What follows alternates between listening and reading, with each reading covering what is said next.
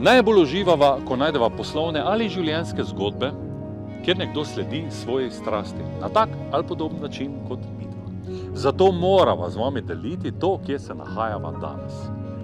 Zgodba kreativne domačije Mandrova je zgodba Eve in Aljaža. Sta mednarodno priznan nagrajen umetniški tandem. Več let sta delovala na Nizozemskem in na Finskem, potem pa sta ugotovila, da v svojem življenju morata nekaj zares spremeniti. Začutila sta željo po večji povezanosti z okoljem, po samooskrbi in po čarobnosti bivanja v naravnem okolju. Zato sta se leta 2019 preselila na eno izmed najbolj odročnih, visokih kraških planot v Sloveniji. In krasno je tukaj.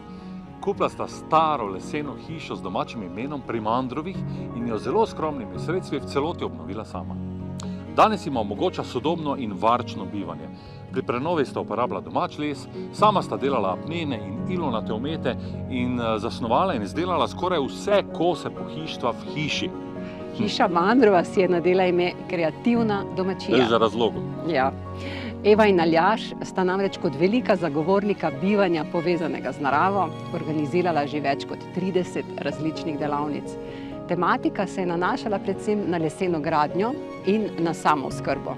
Gostila sta že preko 220 obiskovalcev. Na tak način sodobno bivanje prepletata z oživljanjem kulturne dediščine in znanjem o metodah samooskrbe.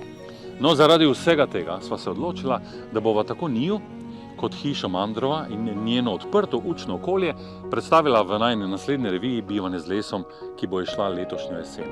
In komaj čakava, da vam podrobneje predstaviva njuno zgodbo, njune nazore in seveda njune sanje. Kot rečeno, obožujeva srečanja z ljudmi, ki sledijo temu, kar čutijo.